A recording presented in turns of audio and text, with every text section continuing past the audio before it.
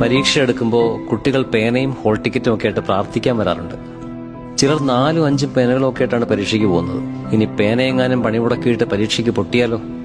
പണ്ട് സ്കൂളിൽ പഠിക്കുന്ന കാലത്ത് പരീക്ഷ എടുക്കുമ്പോൾ 2 പുതിയ പേന വാങ്ങും. ഒന്നാമത്തേത് എഴുതാൻ, രണ്ടാമത്തേത് ഒരു ധൈര്യത്തിന് കൂടെ ചുമ്മാ നിൽക്കാൻ. ഈ ഒന്നാമത്തെ പേനയായിരിക്കും പരീക്ഷ മുഴുവൻ എഴുതുന്നത്. രണ്ടാമൻ ഫുൾ ടൈം പോക്കറ്റിൽ വിശ്രമിക്കും. ഒരു കൊല്ലപ്പരീക്ഷയൊക്കെ എഴുതി തീർക്കാൻ ഒന്നാമൻ തന്നെ ധാരാളമാണ്. രണ്ടാമന് പ്രത്യേകിച്ച് പണിയൊന്നും ഉണ്ടാവില്ല. പക്ഷെ ഈ രണ്ടാമൻ കൂടെ ഇല്ലെങ്കിൽ ഒരു വെപ്രാളമാണ്. പ്രത്യേകിച്ച് അവനെ കൊണ്ട് ആവശ്യമോ ഉപയോഗമോ തൽക്കാലം ഇല്ലെങ്കിലും അവൻ കൂടെയുള്ളതാണ് ഒരു ബലം. ഞാൻ ഓർക്കുമായിരുന്നു, നമുക്ക് ഈ രണ്ടാമനെ പോലുള്ള ചില സുഹൃത്തുക്കളുണ്ട്.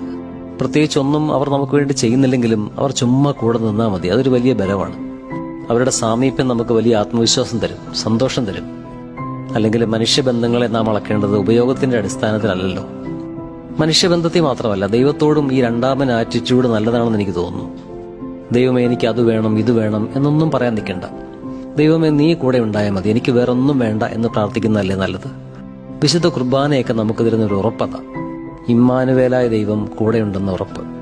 എന്ത് ചെയ്യുമ്പോഴും ദൈവം കൂടെയുണ്ടെന്ന് നല്ലപോലെ വിശ്വസിച്ച് ചെയ്തു നോക്കിയേ, നിങ്ങൾ വേറെ ലെവലായിരിക്കും.